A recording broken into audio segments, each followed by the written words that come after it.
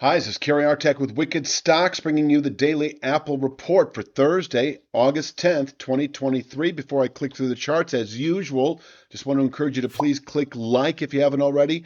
Please subscribe to the Wicked Stocks YouTube channel. Share the content, if you would, with friends and colleagues. And check out wickedstocks.com, where we offer a full suite of both daily and weekly analytical videos, just like the daily Apple report. Daily analysis in the SPY and the Triple Q, weekly analysis in the S&P 500, NASDAQ 100, and the long bond ETF, the TLT, as well as two individual stock picks a week that you never see on YouTube that cater to the 3 to 5 week swing trader out to the 3 to 5 month near term investor, always looking for 20% more swings on those stock picks. In fact, we put out two this week already: Amgen, the biotech, as well as Microsoft. We offer a 5-day free trial up front. So if you don't like what you see, you can bow out, cancel your subscription at no charge to you whatsoever, and you get the full the full suite of everything I just mentioned for those 5 days. Anyway, let's jump to the charts. I'll start with this one. Yes, we had a long-term buy signal several months ago above the 169 even formation. Still, I think, indicating the 224.25 long-term channel top. Not anytime soon, especially what's been happening lately. But I do think as we move into next year, 224.25 in reach. This channel bottom on the weekly chart at 178.94 was actually violated on the daily chart Wednesday when we closed below it. We certainly closed below the 179.25 channel bottom. This has indicated the likelihood over the next week or two for bearish continuation into that significant 169 handle support. You can see here we have a 3/8 downside Fibonacci from January 23 against that recent July high. And of course, 169 even is this long-term channel top. That area, the 169 handle support, able to absorb selling through the rest of the year and possibly well into next. So, that is still the big picture. Right now, I'm calling this just a mere near-term sell signal. If we didn't have that long-term structure on the weekly chart that I think can still contain selling through the rest of the year, I would be with speed line analysis, because we also violated the speed line, as you recall, a couple, 2, 3 days ago. The 2/3 speed line would be considered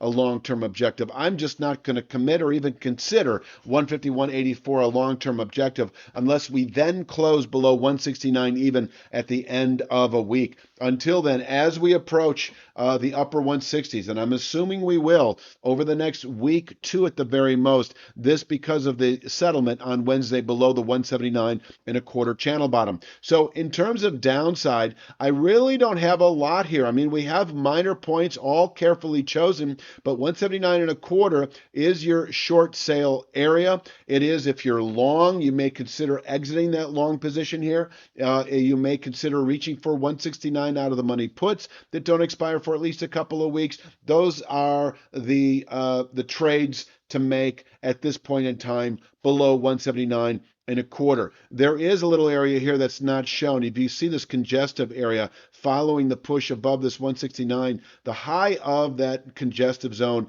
is 174.59, and that is potentially in reach today. That's about here on my cursor. Yes, that is potentially in reach today. That would be a significant down day, but we've had a few of those in the last week, and that is what is possible. Continued daily settlements below 179.25. I maintain a 169 even to 169.94 1 to 2 week target. May well reach it by the end of next week, where we could bottom out through next year.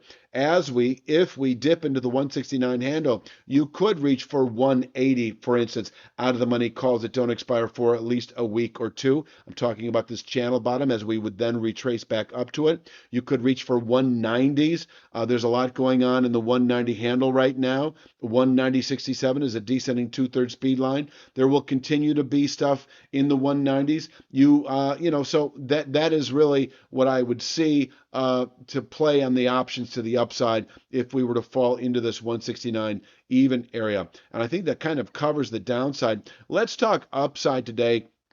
That if we push or open above 179.25, and we didn't close too far below it, a 180.93 is likely. That is nothing more than Wednesday's high We can top out there on an intraday basis, probably would. If we push through 180.93, I would expect to see this new descending one-third speed line at 183.14. And this is a level, this is a line study that if tested today, and once again, I don't expect it unless we push or open above 180.93. And I just mentioned how even opening above 179 and a quarter is a bit of a bear tempo neutralizer, if there's such a phrase. And I do think if we open above 179 and a quarter, we actually may test 183.14 anyway within the day, where we can place a daily high and fall off. And if we then close below 179 and a quarter, the sell signal that emerged on Wednesday's close remains intact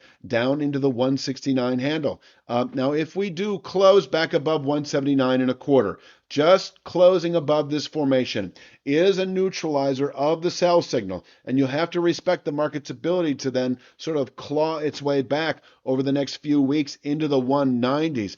The clear momentum reversal for me as we move into next week would be a settlement today above 183.14, which is dropping at a pretty good rate and will be over the next few days anyway, converging with the 179 and a quarter channel bottom. But if we close above 183.14, that is your signal to not be short whatsoever under any time horizon, really, whether it's 3 to 5 days back up to 190.67 or 3 to 5 weeks up to 204.41.